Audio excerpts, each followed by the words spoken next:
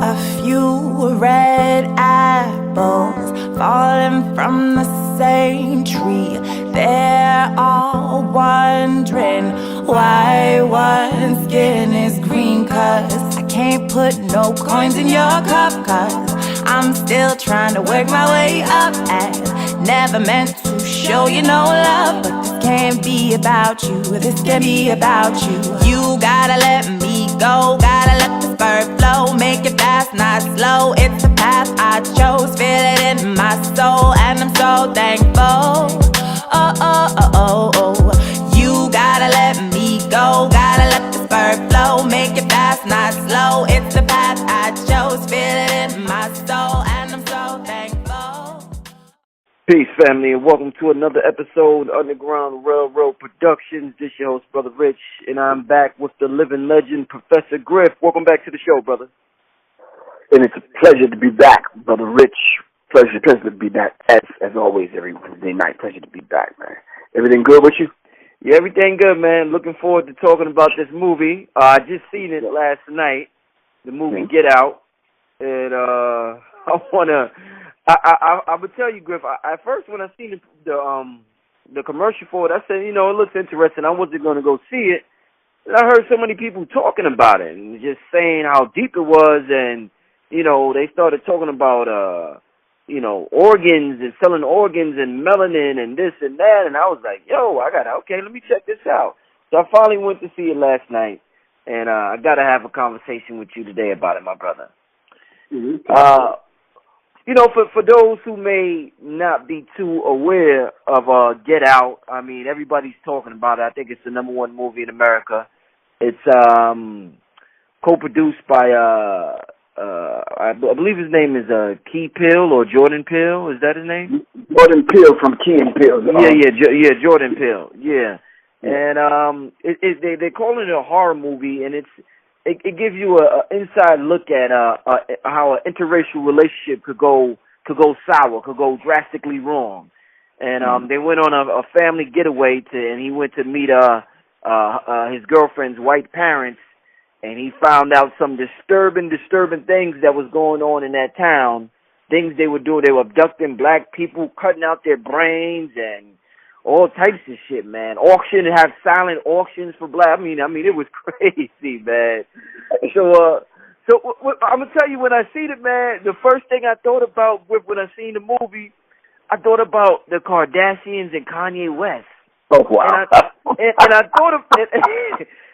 thought about how Kanye's running around like a zombie right now. They're saying he's trying to regain his memory, and he looks disheveled. And if you ask him about him, he just compliments the family and the wife, and it just reminded me of that. And even with Lamar Odom, what happened to him, and it's like these brothers, they're like losing their souls messing with some of these white women, man. And people like, man, what the hell is happening to all these brothers messing with the Kardashians? And it was like the same thing with that family. This white girl was scooping up these football players, these black dudes in the movie, and just turning them out to her family, and her family will do what they got to do with them. So it was like it was real interesting. We gonna get deep into it, but to start out with, Professor Griff, people will say, well, you guys are putting a conscious spin on it, and you break it down a lot of things that the movie could possibly be about. But the director that you just mentioned, Jordan Peele, is married to a white woman. So how real, how conscious, how informative, how deep is the movie about shitting on white people, interracial relationships, when a dude is married to a white woman? So could you explain what's going on? How could a movie like this be made at the time that this dude is married to a white woman? Well, I think he's in a position to get first-hand information on how it works being married to a white woman. He said that. He said that too. He said that. Yeah. So I don't know where that is coming from. I think that shouldn't be a thing for people not to go see the movie. I think the movie, it touches on points that all of us have been talking about, especially in the conscious community, and been talking about for a long time. Yeah. This movie proves it. Selling organs, kidnapping black men, If you look at the statistics, not the statistics, the information that was in Buffalo, they were kidnapping and murdering black men and taking their hearts out of their chest and leaving them for dead. I think it's a different kind of horror movie, unlike the ones where they just kill up a whole bunch of people, like Freddy Krueger and the rest of these characters. I think it's a movie that deals with race from a different perspective that would allow white people to actually have a very real conversation about race, that would actually bring them to the table. Of course, it may make them upset, but it'll also make the Negro upset, because the Negro that voted for Barack Obama, well, we went through a period where it was post-racial, that we was past the race. Jordan Peele said, no, that's a post-racial lie. We've been living a post-racial lie. So the whole idea, and then it sent a signal out to all those black men that are with white women. Is this actually going on behind the scenes with what you're dealing with? Because the black men gotta think that. You gotta be thinking in the back of your mind, because this piece of shit, and you said the same thing at the beginning of this that I said. I said, wow, this is some Kanye West shit right here. Yeah. I mean, that's the first thing I said, man. I said, wow. And then when you said it, that's why I started laughing. I'm like, wow. He said the same thing I said, man. So I think very, very good film. I think when Childish Gambino set it off in the beginning of the film, I'm like, damn. I was saying it from the beginning. Yeah, you understand what I'm saying? So when that song came on, I think it was Redbone, when it set the tone for the movie. I'm like, damn. So yeah, so there's a lot of different elements about the film. The cinematography was ill. Storyline, plot was dope. I think it had a slow beginning because I think it wanted to help establish the characters. I'm not trying to sound like a movie director, but it had to establish the characters. And to be honest with you, I didn't know the white girlfriend was in on it, man. I'm like, wow, that says a whole lot about what's going on in America, leading these black men to the slaughter, man. For real. I was like, wow. But yeah, very, very, very good film, and a very educational and intricate film when it talks about the post-racial lie that's being thrown around among black and white couples, interracial couples.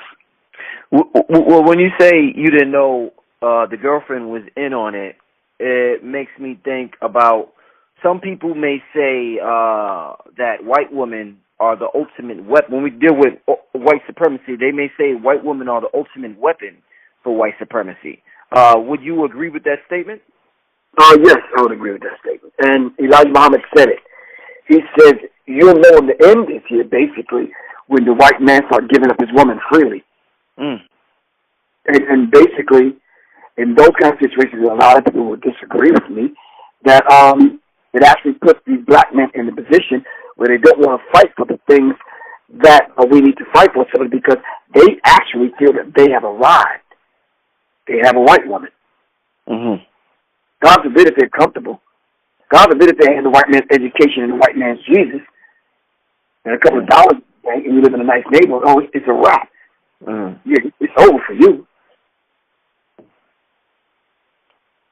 Until he found out that he went into the closet and looked at the little red box, and he discovered that there was 18 brothers before him. Crazy. That was the scary part. It was like, wow, now how do you get out of this situation, man? Yeah. You understand what I'm saying? There's the whole idea of what is it that actually hypnotizes black men and gets them in those situations. The consciousness and the conscious reminder was his friend. His friend was that nigga, that dude in the hood, like, yo, for real. Right. Where you going? You want to tell me that for real? You know what I'm saying? That was his conscience. And he ignored it. He kept bringing up on the brother. That spoke volumes. That's what I've been saying from the whole time I've met you, Brother Rich. You see, the ancestors speak to us from within us, and we ignore it. That brother was conscious saying, listen, you might not want to make that move, dude. You only know this chick 4 or 5 months. And you going up to meet the parents? Yeah, he said, I told you not to go in the house. I told you, the house meaning on a symbolic level, I told you not to go into this whole family, go into this thing, man. You understand what I'm saying? Right. You're not afraid? You're not cautious? You heard the friend saying it throughout the movie. It's like, wow, I didn't get it, man. But the friend got comfortable. Got to his house, playing with his dog, eating the food, just relaxing. And his friend was like, damn, I can live this life. You understand what I'm saying? Then the white girl flipped it on him and says, I know you've been watching me. You want to fuck me, don't you? And he's like, what? That's how they think, man. You understand what I'm saying? That's how they think. In all actuality, that was said to me recently. I was in Detroit. My girl called up next to me. I I'm like, okay, she's looking at me for. You understand what I'm saying? So I pull off. We ended up at the same damn gas station. You know what the chick said to me? She looked at me.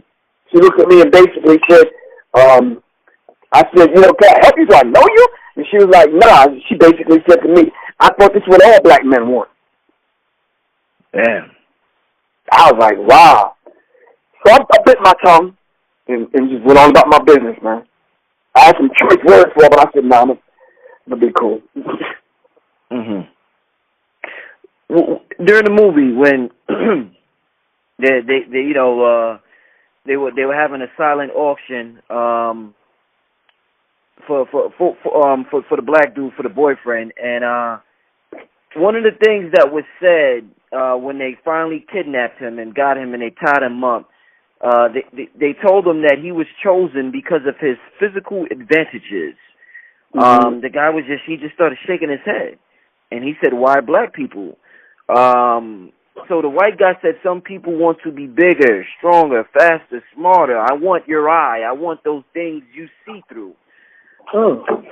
Hearing that in a movie, it makes me think about when people say black people are genetically superior to white people. When white women get with black men or seek black men out, do you think this is something these white women are thinking inside, that they want their child to have some of this, the genetics of the black man? Is that something you think they think about? Yes, of course. The white woman said it in the movie. She walked up and basically said, you know, is it true? And Rose, the white woman, his girlfriend, says, what? She said, is it better? Looking down at his penis.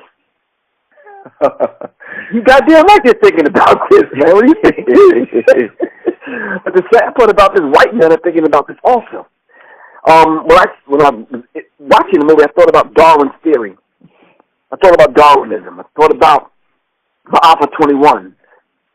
I thought about these things that we've always talked about and made documentary films and did lectures about. I said, wow, this guy, Jordan Peele, is bringing this together in a satirical kind of funny, kind of realistic, kind of racial kind of way. He put different things in the pot. You understand what I'm saying? Yeah. To make you think. It was really an interesting movie, and it kept you gripped. You understand what I'm saying? And I think people would agree with me to say the movie came out at the right time. Perfect time. That's why it's the #1 movie in the country. The right time. Right. Indeed. So why do you think it appears, you know, when you watch movies like this, other movies, and you just watch television and entertainers, it appears that black men have a sexual weakness for white women, but black women don't have that same sexual weakness for white men? Why do you think, if you think that exists, why do you think it exists? I think it exists for a few different reasons, Brother Rich, that black men have this weakness. I think the scripture says, the sons of God saw the daughters of men that they were fair and took them to be wives. I think, but because the weakness that is there has a lot to do with them portraying the black woman, and in the way they had handled during slavery, made her look and put her in a position where she was always ugly. Hair never combed, smelled, always in the field, was not attractive. And I think 300-400 years of that. You understand what I'm saying? And this desire to have the pinnacle of success in America, and I think a lot of them confuse being successful with this whole interracial thing simply because some black men, not all, think and feel that in order to be successful in America, you got to have a white woman, because they have made the white woman the standard of beauty simply because they made us hate ourselves. But the black woman has never, ever shirked her duty and responsibility by standing up and sticking by and supporting the black man. We should take our hats off to the black woman, regardless of how our open enemy made her look. You understand what I'm saying? Right. The desire, to a certain degree, for certain men is just to conquer them and to use them. I was hearing when brothers was giving this example about why they sag their pants. Brothers were saying, I want the world to see my ass because I want the world to kiss my ass. Mm-hmm. Wow, for real? Well, how did you come up with that? Because that started in prison. How were you able managing to flip that like that? Well, that particular thing started in jail. You understand what I'm saying? But the whole idea for this desire of the black woman for the white man, simply because it's the same old thing. They made white men look superior over the black man. You understand what I'm saying? But in the day and age of not only technology, but the day and age of social media, the day and age of, I don't know, the VCR, which revolutionized the porno industry. That myth was dismissed real quick, because now you were seeing black men perform in porno movies, and white women were able to see black men. They've already looked at black men on the football field, on the basketball. Because at the dinner table in the movie, it says, hey, so what's your sport, man? Football? Blah, blah, blah, blah, blah. He said, no, basketball. They're like, oh, okay. So he's an athlete. And then the son was like, so you like mixed martial arts? And one guy asked him in the movie, so do you like golf? And the other one was like, so you're a photographer. And everybody was sizing them up to see who wanted them for the auction, for the silent auction. Right. And I think even the son told him, your frame of genetic makeup will make you a fucking beast. Because he was talking about jiu-jitsu, I think. And no, he's talking about mixed martial arts. Right, yeah, okay, yeah. Yeah, it will make him a beast in mixed martial arts. And so everybody was sizing him up, man. You understand what I'm saying? Well, the white woman already sized him up and had him as a boyfriend. So, she was reeling that one in. Mm-hmm. That reminded me of OJ. That reminded me of a lot of these situations. Lamar Odom, Kanye West, and so I'm just saying to myself, but that desire there, where does that desire come from to want someone other than someone that looks like your mom or someone that looks like your dad? You understand what I'm saying? Yeah. I think, but because America has given black people the freedom to choose and to be whoever it is that you want to be, gay, straight, you can change your complexion, you can change your religion, change your political party, education, whatever you want to choose, sleep with who you ever want to sleep with. I mean, I guess that's the American way. You understand what I'm saying? Mm-hmm. I grew up kind of looking at someone that reminded me of my mom. The quality, the spirit, it's not physically, but you understand what I'm saying? The whole idea of just kind of growing up and thinking of outside of the race. I don't know. I think all of us have entertained it. You understand what I'm saying? At one time or another. Entertaining and actually going through with it is a whole different story, Brother Rich. Because the way we used to operate in the hood, man, you can't. You're a white woman, you can't even come to Roosevelt like that. You get used and abused. And that was just the reality of it. Young kids in the hood don't know no better. Right. But I guess in our subconscious mind, we knew something. Indeed, man. And in the movie, when he first got to the house, he noticed the boyfriend, the black guy, the black boyfriend noticed the servants were black, and the white father immediately said something about it before the black guy could say something about it. It made me think about, like I said, this movie makes you think about so many real life scenarios. It just made me think about New York, and black nannies babysitting white kids is a huge business in New York. When you go to the rich white neighborhood, that's all you. If you go during the daytime and you're not working, that's all you see. You'll see a black nanny with a white baby. Central Park West, Riverside, Broadway, Amsterdam, with the nice neighborhoods, you always see the black nannies. Some people will look at it like, well, if these white people were racist, why would they have a black woman watching their child that they love so much? I don't get it. Then they can't be racist because they're entrusting their children with a black caretaker. What do you think is the logic behind this? What would you say to those that may have a question behind the whole black nanny and white child dynamic that we always see? The white people have always trusted black people with their children because they know how they bred us. They know how they trained us. They know how what they did to us. The fact that they know our nature. So, we're just not going to go ham on them and kill their children. They already know that. This is why they entrusted the black woman to get pregnant by whomever, and then when the black woman was pregnant, take their child and put it on the black woman's breast.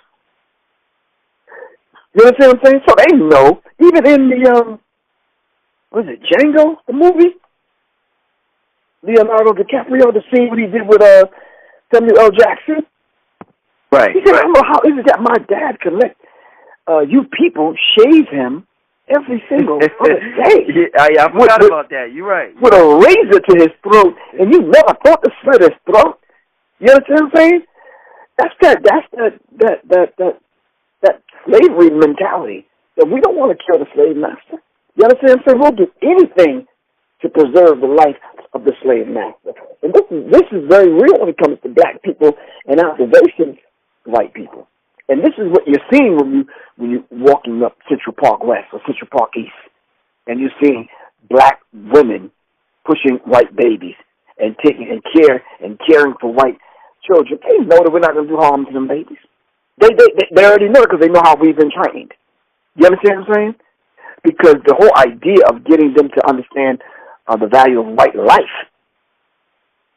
and white life is everything. And I think a lot of people, black people, know and understand that white people can entrust black servants and butlers and gardeners and people coming in and out of the big house. You understand what I'm saying? That's just a takeoff of slavery. They trust black people like that because they know how we've been trained. Right. Mistake. And when I think about the brother who directed the movie, Jordan Peele, it also made me think about, because this is a movie that's, dropping a lot of information. Like you said, we've been talking about for years. I think about the brother Nate Parker, with what's the movie, Nat Turner. Yeah. It also makes me think about Birth of a Nation. Yeah. Yeah, Birth of a Nation. Yeah, I'm sorry. I also think about Byron Allen, who I think he's a brother, might be a billionaire by now, if not a multi-millionaire, but he's a heavyweight in terms of production in Hollywood. And all three of these brothers have white wives.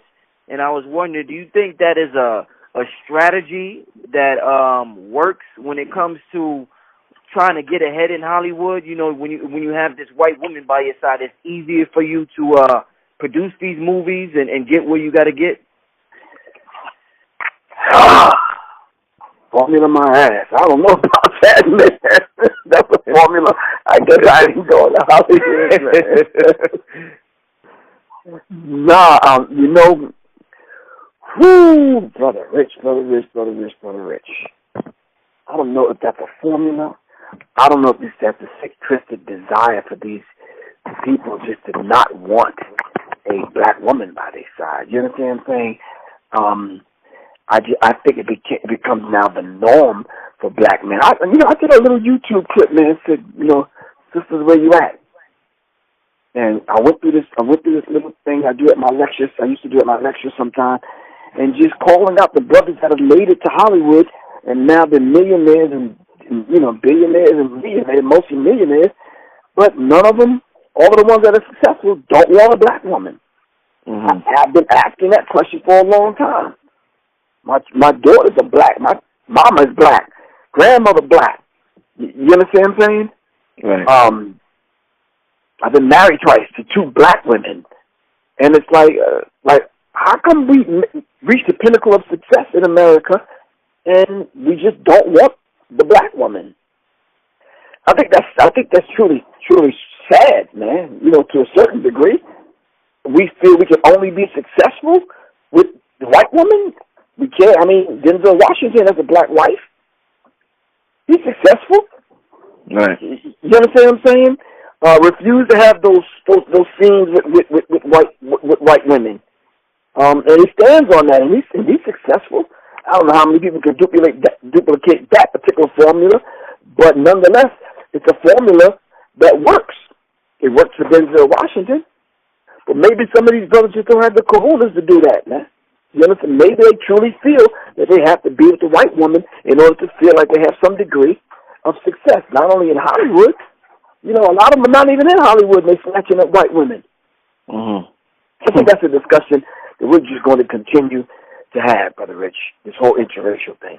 Because I think because Donald Trump is in office, and that's at the forefront of people's minds, I think we're always going to have to revisit that, man, to be honest with you.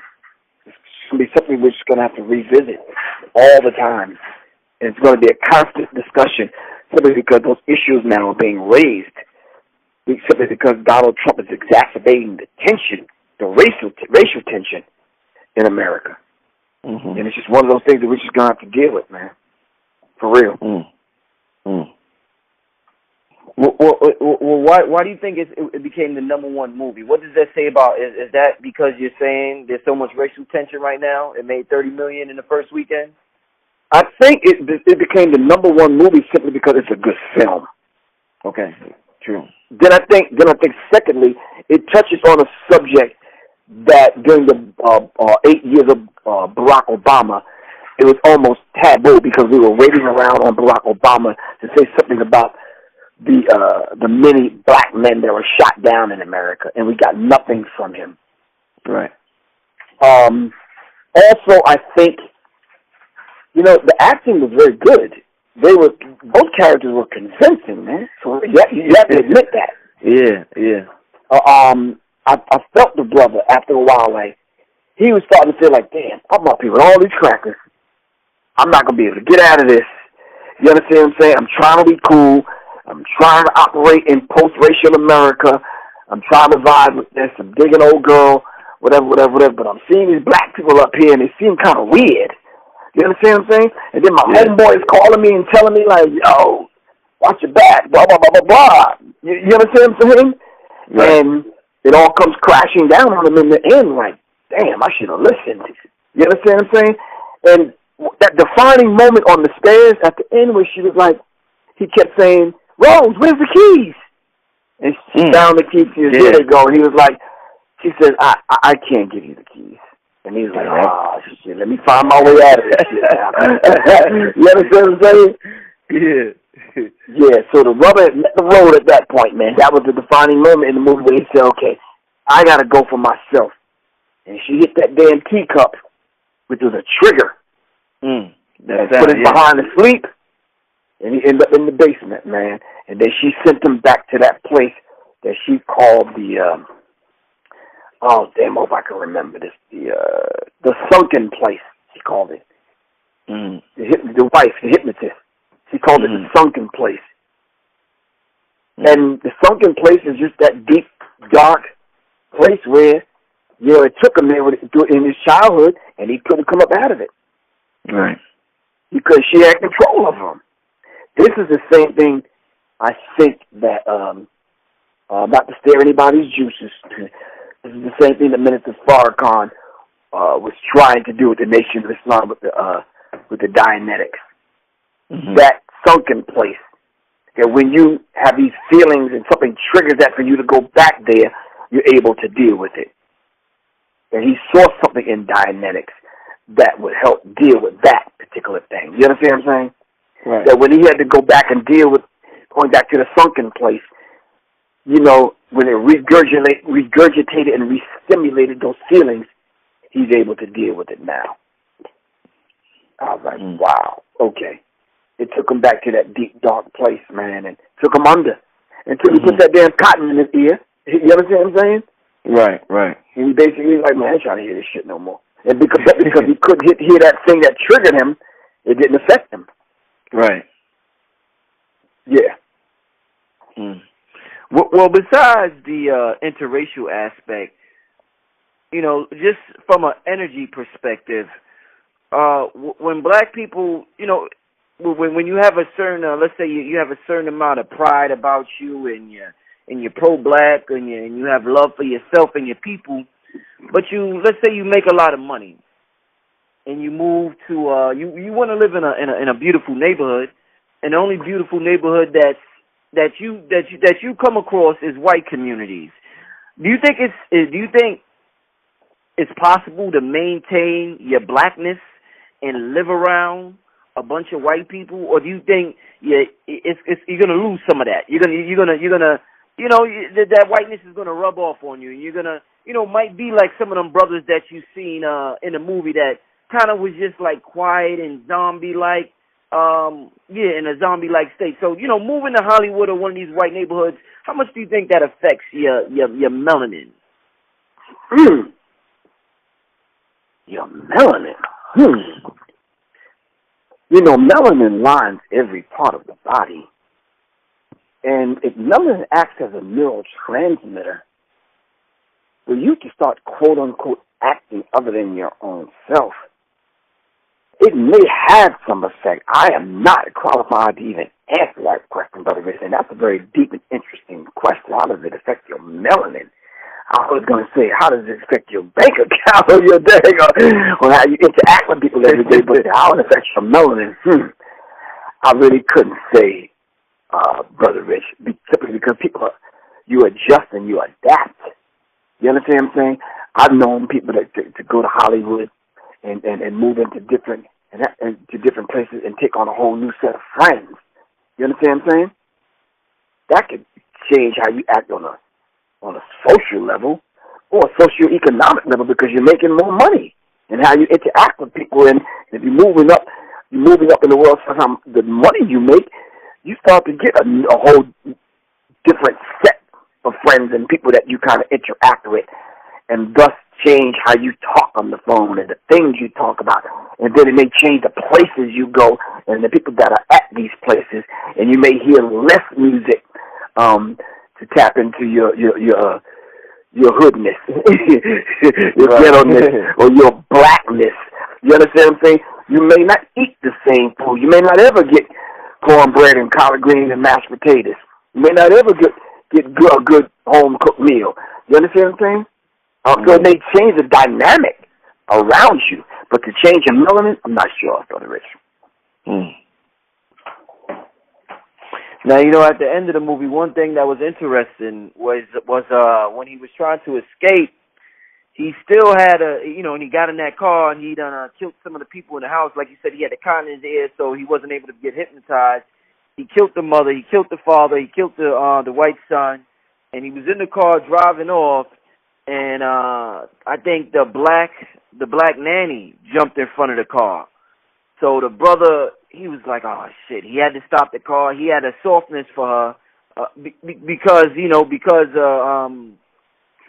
the way his mother died, and because of the fact that the nanny was black. So he's driving off with the nanny in the car, and the nanny wakes up because she's under control, and she tries to kill him. They get in a car accident and they crash the car. How much do you think this is a real-life scenario where Professor Griff is constantly trying to wake his people up, and at the same time, the people that are brainwashed may try to get at you. They may try to kill you. They may try to harm you. So what do you take seeing this movie? Did it impact you saying, damn, I try to do the same thing. I try to save people that look like me, but in the end, they may try to still harm me. What did you take from that? I honestly admit, I didn't take that. I didn't walk away with that from that particular movie. I did at that point walk away with at that part, that scene, the fact that he still has this unresolved issue with his mom, that he didn't come to his mom's aid, so he had to stop and symbolically go rescue his mother. Oh, okay, okay. You understand what I'm saying? Yeah. And when he went back to rescue his mom, and then in that particular scene right there, she kind of turned on him simply because she was really the white grandmother. Right, right. You understand what I'm saying? Yeah. And the whole idea of them having black bodies in order to live in black bodies, that's deep in and of itself, Brother Rich, if you think about it. Real deep, real deep. So Jordan Peele, what was he thinking that you wrote this? Yeah. If you look at some of Key and Peele's work, it's like, wow, you would never think something like this would come from him. I don't know the brother personally, but I'm like, wow, he really put this down. You understand what I'm saying? Well, do you think? Let's get a little spiritual, metaphysical, if we want to use that term. Do you think the spirit? Because it is a surprise that brother would make a movie like that, dropping so much knowledge in that movie.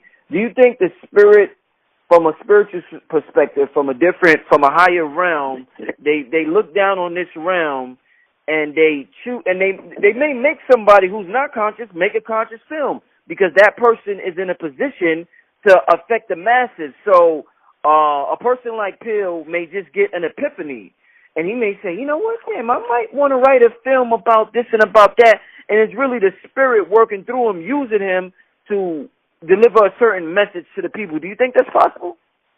Yeah, very, very possible. And you and I should not think that he's not sitting there laying next to his white wife every night, thinking about the black struggle. I think they think about it, but I think they're trying to figure out, how do I survive? Because he's not the first one that's been in Hollywood as a writer and director to a white woman. Mm-hmm. You understand what I'm saying? And guess what, brother? She probably won't be the last. Mm-hmm. But just the mere fact that message is out there, and the message says to young black writers and directors, if you're going to be successful in Hollywood, you have to have a white wife. You have to play a female role as a black man. You have to get effeminized. You have to go take the oath. You have to do some of these things if you're going to be successful. I think the racial thing is constantly on his mind because he's in an interracial relationship. I think when you have children in an interracial relationship, it's on your mind every single day because you have to look at those children. You have to look at those children in a world that may not accept black in the world in where he operates. But according to him, I saw one of his interviews, he said his world is vastly becoming a world where that is going to be the norm. People that look like that mixture of black and white. Right. Yeah, I heard a lot of people say this. Mm-hmm. Yeah, definitely. So that leads me to ask you a question. Who were the group of people that got together that was having this silent auction that's kidnapping black men and using their family members to go catch black men and bring them up? Because at the end of the movie, she was looking for the next victim while she was eating damn Lucky Charms and drinking milk. Yeah. Right? Yeah, crazy. And she had in the back of her on the wall was all the brothers that she had conquered. Mm. So she was looking at the NCAA. Did you see that? Crazy, man, yeah. So she was looking at basketball players and football players she was about to go after. That's real, man. Kim Kardashian, man. Exactly.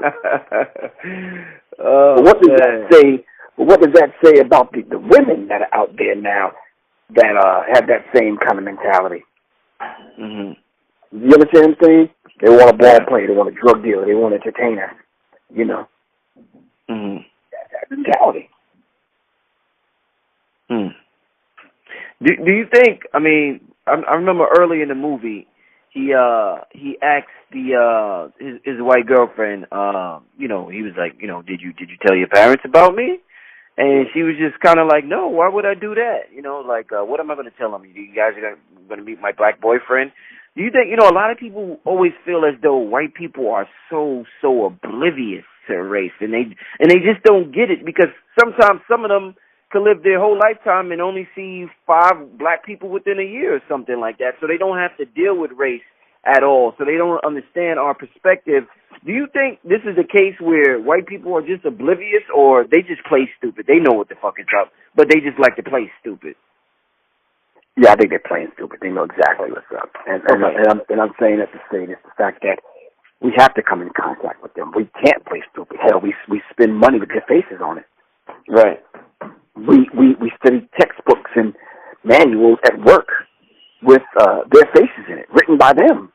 That's their mindset. When we turn on the TV, Dr. Francis Cresswell said, you turn on the TV, it's white, white, white, white, white, white, white, white, white, occasional black, white, white, white, white, white. That's all you see.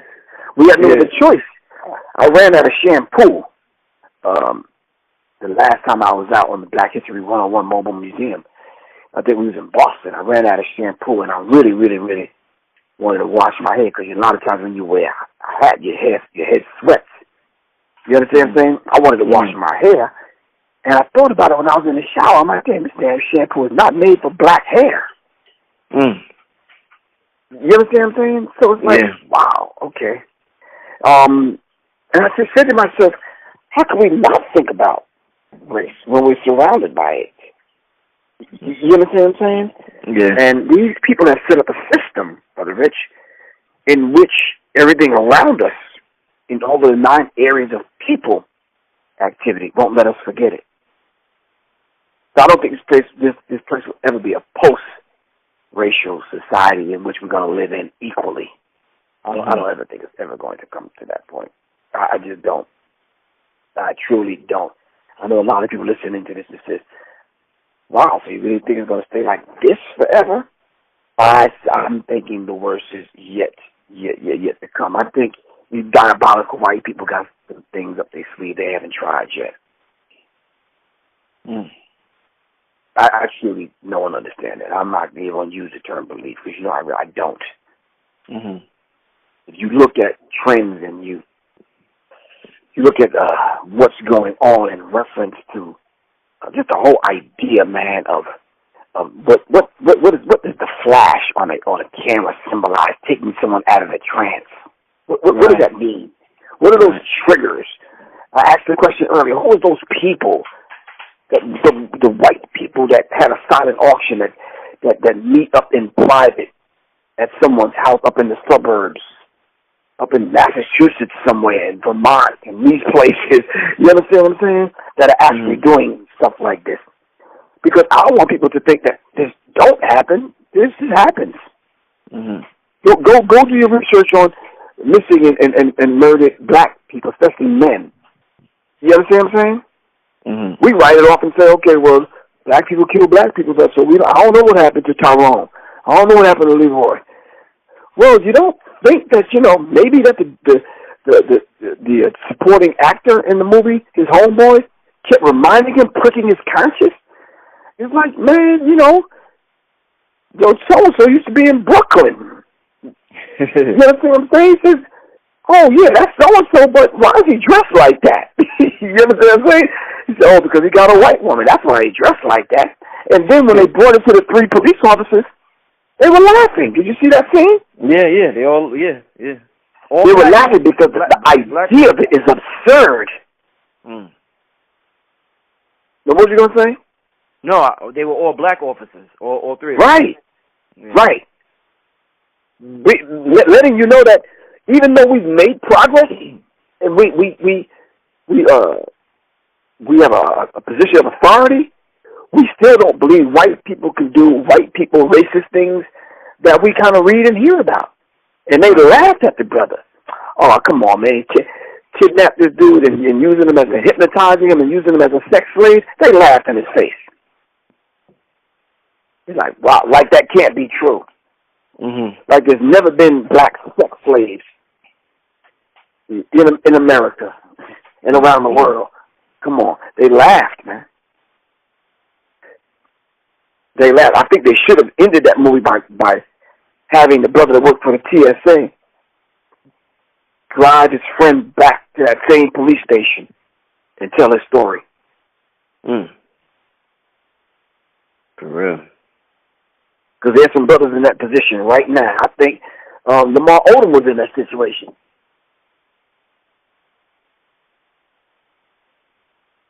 Personally speaking. But anyway. It's crazy what happened to that brother, man. Crazy. Right. Brother went from being an NBA champion to addicted to crack cocaine. Just crazy, man. But so I guess to close out with Griff, simply, what message would you like to leave the people with who've seen the movie, those who may be watching, who may be in an interracial relationship, or those who may be in an all-black relationship or whatever, male, woman, whatever, man, white woman, whoever's listening right now, what overall message would you want to leave? Basically would like to say, as an overall message, I think these people that play as the new gods want to be the driver of black bodies and just have black people as the passenger. And that sends a very subtle and subconscious message to let people know that, you know, you have a black body that you don't even know what to do with. You have a black mind and black talents that you don't even know what to do. Let me have it. I'll show you what to do with it. Let me relive vicariously back through you. As a matter of fact, I don't even want to live vicariously back through you. I want to live in you by taking part of your brain. You understand what I'm saying? I want to become you. You don't even need your black body. That speaks to a degree of Darwinism that we need to look at and study and go back over and look at Ma'afa 21 and look at all of those films and documentary films that was made that support the notion of what was going on in that movie. And I think until we do that, religious people are not going to quote-unquote believe that white people are actually capable of doing this, and they are. And they are. Listen to the reviews. Read the comments under the interviews. No one's denying it. No one has said, oh, man, that ain't happening. That's crazy. That's some fictional stuff. You understand what I'm saying? You don't hear that now, do you? No. You don't hear it. You know why? Because everybody already know that kind of stuff is happening right now as we speak, Brother Rich. Right now as we speak. For real. Crazy, man. So we need to listen to our ancestors and what they left us in order to navigate the racism, white supremacy. You understand what I'm saying? Yeah. And you and I, by what we say and do, we're not going to stop some of these people for seeking out, you know, white women to marry and date. You understand what I'm saying? Some of them might, but the vast majority of them, no, they're just not. They're just not, and that's not our job, any old way. Our job is to discuss these things and kind of put this stuff out here so at least it'll prick the conscience, man. I think we play the role of the supporting actor like his friend played. It's like, yeah, okay. Let me just let this brother know you strange, too far away from who I know you to be, bro. Come on back home. Word. Oh, man. Well, definitely, man. Appreciate your information on this movie, man. Leave the people with your contact info as always, Professor Griff. People can reach me at 678-557-2919. Once again, that's 678-557-2919. And I'll be in New York now with King Simon. And King Simon do this thing on the, I believe it's the 26th, I believe. Sunday the 26th at Nicholas, Brooklyn, man. It'll be good to be back there breaking down my book, Symbology. Other than that, I put other information on my website and my Facebook page so people can reach me. They can send me emails at seriousminds@gmail.com. The other places I'm going to be, they can just check my Facebook page, Professor Griff. And definitely support, man, my efforts to bring this information to people 9 o'clock every Wednesday night from 9 to 10 on Serious Minds RNTV. Just kind of dealing with different kind of things. I dealt with a beautiful comic book that a brother had wrote on the FBI files and the assassination of Malcolm X tonight, man. So, yeah, so there's some beautiful brothers and sisters doing some beautiful things out there. I think we need to highlight these things. I think my Wednesday night thing has become sort of a book kind of thing, man, because I've been going over a lot of books. Went over Kabbalion, went over a comic book, I went over Barudi's book, went over, so I did the 25 must-have books if you're going to claim you have knowledge yourself and be conscious. You understand what I'm saying? Right. And I think these are some of the keys that we're missing, calling ourselves conscious. Hell, if we haven't read Stolen Legacy, Destruction of Black Civilization, ISIS Papers, the Nile Valley Contributions to Civilization, those kind of books, how can we ever say we have knowledge yourself? Dr. Ben's work and other people's work, But anyway, Brother Rich, I really appreciate you. Once again, my phone number 678-557-2919. Of course, we're at the end of this putting together the Artifactual movie. It should be out April sometime, I believe. So we're just kind of making it happen, getting it out to the people, man. Indeed. Leave your PayPal info if they want to donate. Okay, if people want to donate to me on PayPal, of course they can go to my website, www.professorgriff.me, and just kind of donate from there. But my PayPal is enemyminds@gmail.com, NMEMINDZ@gmail.com. I really appreciate every single donation. Anytime anyone even thinks and send some energy my way, Brother Rich, I really appreciate them. Indeed, man. And once again, man, this is Brother Rich. I want to thank everybody for tuning in, listening to the show. I want to thank Professor Griff for coming on again. And we will see you next time, family. Peace.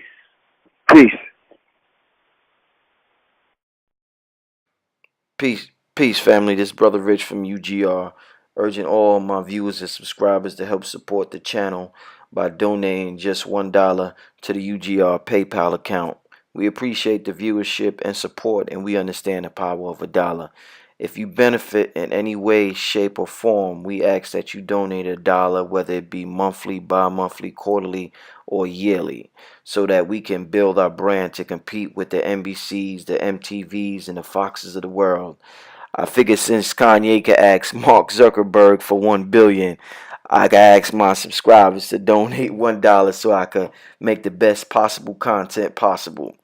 The main objective of this channel is to inspire you to become the greatest version of yourself.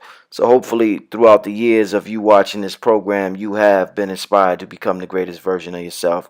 If you would like to donate, you could go to www. A few red apples falling from the same tree. They're all wondering why one skin is green. 'Cause I can't put no coins in your cup. 'Cause I'm still trying to work my way up. And never meant to show you no love. But this can't be about you. This can't be about you. You gotta let me go. Gotta let this bird flow. Make it fast, not slow. It's the path I chose. Feel it in my soul. And I'm so thankful.